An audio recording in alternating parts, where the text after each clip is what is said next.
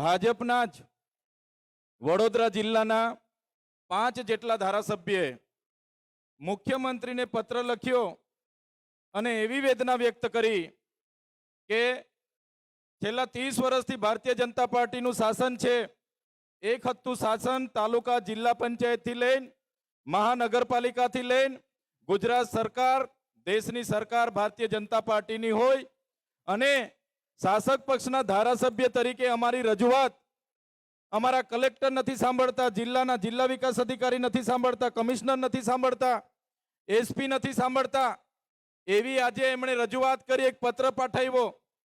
ત્યારે સાથીઓ વિચાર કરો, આ 30 વર્ષના એક હત્તું શાસનમાં ભારતીય જનતા પાર્ટીના પોતાના ધારાસભ્યને કોઈ સાંભળતું ના હોય, ભારતીય જનતા પાર્ટીના ધારાસભ્યનું કોઈ માનતું ના હોય, તો તમારા અને અમારા જેવા સામાન્ય નાગરિકોની તો શું દશા થતી હશે। આજે 30 વર્ષના શાસનમાં ભારતીય જનતા પાર્ટી માત્ર ને માત્ર ભય, એક ડર પેદા કર્યો છે કે કોઈ પણ ભારતીય જનતા પાર્ટીને સવાલ પૂછો। ખેડૂત, હમણાં થોડા દિવસ પહેલા આંકલાવના એક ખેડૂતે ત્યાંના સરપંચના વિરુદ્ધમાં મુખ્યમંત્રીને રજૂઆત કરી તો એ ખેડૂત પર એને સળગાવીને મારી નાખવાના પ્રયાસો થયા। કોઈ વિદ્યાર્થી એમના શિક્ષણની અધિકારો માગે, કોઈ યુવાન આ સરકારમાં રોજગાર માગે, કે કોઈ સ્વાસ્થ્ય માટેની રજૂઆત કરવા જાય, કોઈ પીવાનું શુદ્ધ પાણી મળે એની રજૂઆત કરવા જાય, કોઈ વીજળી મળે એની રજૂઆત કરવા જાય, ત્યારે આ ભારતીય જનતા પાર્ટીના નેતાઓ એમને ડરાવે, ધમકાવે, પોલીસનો ઉપયોગ કરે, પોલીસને ત્યાં મોકલે, એમના પર રેડ પડાવે, ખોટા કેસ કરાવે અને એમને દબાવવા માટેનું કામ કરે છે।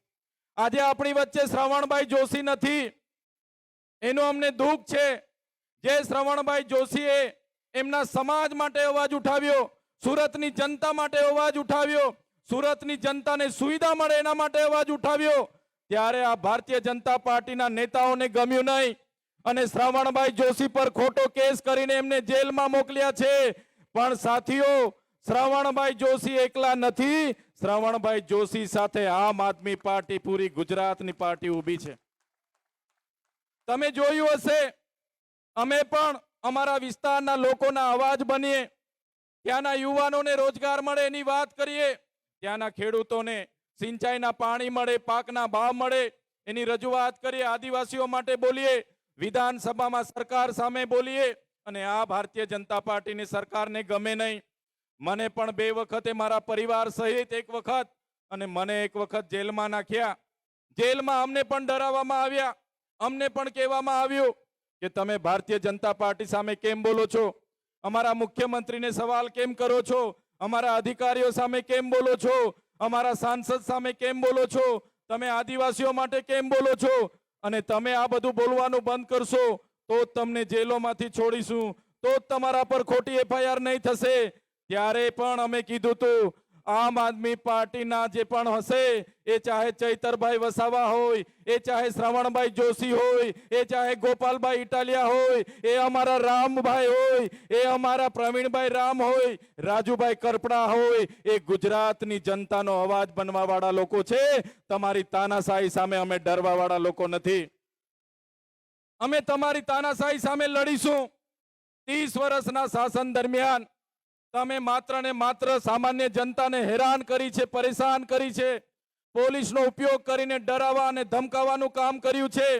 ત્યારે આજે જનતા એક પરિવર્તન ઈચ્છી રહેલી છે અને સાથીઓ, માન્ય કેજરીવાલજીની માર્ગદર્શનથી, ગુજરાતના પ્રદેશ પ્રમુખ ઈસુદાન ગઢવીના માર્ગદર્શનથી આવનારા દિવસોમાં પૂરા ગુજરાતમાં પરિવર્તન આવી રહ્યું છે અને પૂરા ગુજરાતમાં આવનારી તાલુકા જિલ્લા પંચાયતો હશે, આવનારી મહાનગરપાલિકાઓ હશે કે આવનારા 2027ની વિધાનસભાની ચૂંટણી હશે, આમ આદમી પાર્ટી પૂરા ગુજરાતમાં પૂરી મજબૂતાઈથી લડવાની છે અને પૂરા ગુજરાતમાં જીતવાની છે। સાથીઓ, થોડા વર્ષ પહેલા આજ ગુજરાતમાં ભાજપ અને કોંગ્રેસ જે વર્ષોથી શાસનો કરે, એમના લોકો સાથે મળીને શાસનો કરે, ગઠબંધન કરે, અંદર ખાને એમનું ગઠબંધન ચાલે। એમણે વાતો કરી કે ત્રીજો મોરચો અહીંયા ચાલશે નહીં, ત્રીજી પાર્ટી અહીંયા ચાલશે નહીં, પણ મને કહેતા આનંદ થાય છે, ત્રીજી પાર્ટી આપણી આમ આદમી પાર્ટી માત્ર ચાલતી નથી, ગુજરાતમાં આમ આદમી પાર્ટી હવે દોડવાની છે અને એને કોઈ રોકી નથી શકવાનું. ગઈકાલે સાંજે અમે જોતા હતા, અમારી સભા હતી વાપીમાં. એ સભા પતાવીને અમને સમાચાર મળ્યા. સમાચારના માધ્યમોથી જાણવા મળ્યું અહીંના કેટલાક લોકોએ અમારા આમ આદમી પાર્ટીના નેતાઓની અહીંયા સભા નહીં થાય, આમ આદમી પાર્ટીના લોકો ભેગા નહીં થાય, પોતાના હકની વાત ના કરે, પોતાના અધિકારોની વાત ના કરે, એ રીતે નિમ્ન કક્ષાની રાજનીતિ એ લોકો કરે છે. ત્યારે એવા નિમ્ન કક્ષાની રાજનીતિ કરનારા એ ભાજપના લોકોને પણ હું કહેવા માંગુ છું, અમે માન્ય કેજરીવાલજીના સૈનિકો છે, અમે આમ આદમી પાર્ટીના સૈનિકો છે, અમે ગુજરાતની જનતાના અવાજ છે. તમારી આ નિમ્ન કક્ષાની રાજનીતિથી અમે ડરવાવાળા લોકો નથી, અમે તમારી સામે લડવાવાળા લોકો છે. અમે ક્યારે તમને ડરવાવાળા લોકો નથી. સાથીઓ, જ્યારે તમે શિક્ષણની વાત કરો ત્યારે આ ભારતીય જનતા પાર્ટીના લોકો તમને ભારત પાકિસ્તાનની વાત કરશે. તમે રોજગારની વાત કરશો તો આ ભાજપના લોકો તમને હિન્દુ મુસ્લિમની વાત કરશે. તમે મૂળભૂત સુવિધાઓની વાત કરશો તો તમને મસ્જિદ અને મંદિરની વાત કરશે. આ એમણે લોકોને ગેરમાર્ગે દોરવા માટે ના પ્રયાસો એ લોકો કરે છે. પણ અહીંયા ઉપસ્થિત હજારો મારા વડીલો, મારા યુવાનો, મારી માતા બહેનોને હું સલામ કરું છું કે આ ભાજપની તાનાશાહી પણ તમે ઝૂક્યા વગર, આ ભાજપની દાદાગીરી સામે તમે ઝૂક્યા વગર, આ ભાજપના નેતાઓની ગુંડાગીરી સામે તમે ઝૂક્યા વગર આજે હજારોની સંખ્યામાં અહીંયા ઉપસ્થિત થઈને એ લોકોના ગાલ પર તમે તમાચો મારી દીધો છે. એ બદલ તમને હું અભિનંદન આપું છું. સાથે ભાજપના લોકોને આ મંચ પરથી કહેવા માંગુ છું, સાંભળી લે એ લોકો, અમે કોઈ કોંગ્રેસના આલિયા માલિયા લોકો નથી. અમે આમ આદમી પાર્ટી અરવિંદ કેજરીવાલજીના સૈનિકો છે. અમને સણસેડશો નહીં, અને અમને જે દિવસે સણસેડવાનું કામ કરશો તો ઈંટનો જવાબ પથ્થરથી આપવા માટે પણ અમે તૈયાર છે. દેશના બંધારણે અમને અધિકાર આપ્યા છે. દેશના બંધારણના અમુકે અમને કીધું છે સમાનતા, સ્વતંત્રતા, બંધુતા, લોકશાહી, ધર્મનિરપેક્ષતા, અને એના અંદર અમને અધિકારો મળ્યા છે. અમે કોઈ પણ મહોલ્લામાં મીટિંગ કરી શકીએ છીએ, કોઈ પણ જગ્યાએ અમારી સભા કરી શકીએ છીએ. ત્યારે ભારતીય જનતા પાર્ટીના લોકોને અમે કહેવા માંગીએ છીએ, આ પ્રકારની સભાને રોકવા માટે, અમારા લોકોની મીટિંગોને રોકવા માટે, અમારા નેતાઓને ખોટા ચિતરવા માટેના પ્રયાસો બંધ કરી દેજો, અને અમારી સભાઓને અટકાવવાના પ્રયાસો બંધ કરી દેજો, અને અમને છંછેડવાનું બંધ કરી દેજો.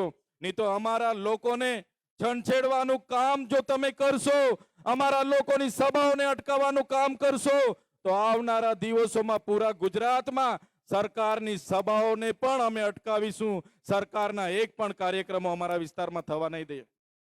ત્યારે સાથીઓ, ભાજપની સરકાર, એમના નેતાઓ આજે ડરેલા છે, આમ આદમી પાર્ટીથી ડરેલા છે, અને આમ આદમી પાર્ટીની મીટિંગો અટકાવવાનું કામ કરે છે, અમને ચિતરવાનું કામ કરે છે, અમને ટોપીઓ પહેરાવીને બેનરો લગાડવાનું કામ કરે છે, અમને ખોટી ખોટી ધર્મની વાતો ફેલાવવાનું કામ કરે છે. ત્યારે એવા ધર્મ રક્ષકોને પણ કહેવા માંગુ છું, અમે એવા સમાજમાંથી આવીએ છીએ, અમારા એવા પૂર્વજોનો ઇતિહાસ છે, અમારો ઇતિહાસ છે. તમે રામાયણ ઉઠાવીને વાંચી લેજો. રામ ભગવાન સાથે જે સબરી માતાનો ઉલ્લેખ કરવામાં આવે છે એ અમારા પૂર્વજ હતા.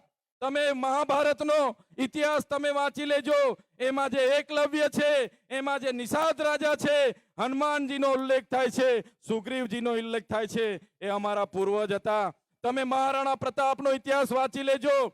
જ્યારે મહારાણા પ્રતાપ સાથે એમના પોતાના ભાઈ પણ નહોતા, અને અકબર સામે જ્યારે લડવાનું થયું ત્યારે પૂંજાભીલની આખી સેના હતી. મહારાણા પ્રતાપ સાથે હલ્દી ઘાટમાં એ મોગલોના શાસકો સામે એ યુદ્ધ લડનારા જો કોઈ હોય તો અમારા પૂંજાભીલ, અમારા પૂર્વજો હતા. તમે મહારાષ્ટ્રના શિવાજી મહારાજનો ઇતિહાસ વાંચી લેજો. જ્યારે શિવાજી મહારાજ સાથે પોતાના સગાઓ પણ નહોતા, ત્યારે એમની સાથે જે દુદાબીલની સેના હતી, એ દુદાબીલ અમારા પૂર્વજ હતા. અમારા પૂર્વજોએ આટલું મોટું યોગદાન આપ્યું હોય, અને તમને અમે ધર્મની વાત અમને શીખવાડવા માટે આવો, અમને ટોપી પહેરાવવાની વાત કરો, અમારા નામના બેનરો તમે સાઈન લગાડવાની વાત કરો, તો અમે ક્યારે સાખી નથી લેવાના. એ ભાજપના નેતાઓને પણ આ મંચ પરથી કહેવા માંગુ છું, અમે આમ આદમી પાર્ટીના કાર્યકરો છે. આમ આદમી પાર્ટી એ ક્રાંતિમાંથી બનેલી પાર્ટી છે, આંદોલનમાંથી બનેલી પાર્ટી છે. અમે બધા લોકો ક્રાંતિકારી લોકો છે. ગુજરાતની જનતાને અમે ન્યાય આપવા માટે મોતને મુઠ્ઠીમાં લઈને નીકળ્યા છે. ત્યારે તમારી આવી નિમ્ન કક્ષાની રાજનીતિથી અમે ડરવાના નથી. તમારી આ નિમ્ન કક્ષાની રાજનીતિ સામે અમે લડીશું. ગુજરાતની જનતાને અમે ન્યાય આપીશું. એ વાત સાથે આજે આજના કાર્યક્રમમાં મોટી સંખ્યામાં, હજારોની સંખ્યામાં અહીંયા ઉપસ્થિત થયેલા મારા વડીલો, મારી યુવાન, મારા ભાઈઓ, મારી માતાઓ, મારી બહેનો, બધાને હું નમન અને વંદન કરું છું. આજના આ કાર્યક્રમમાં આપ સૌ ઉપસ્થિત રહીને અમારી હિંમત વધાવી, અમને સાંભળ્યા અને અમને આ કાર્યક્રમમાં અમારું સ્વાગત અને સન્માન કર્યું એ બદલ બધાનો ખૂબ ખૂબ આભાર. ધન્યવાદ. ભારત માતા કી જય.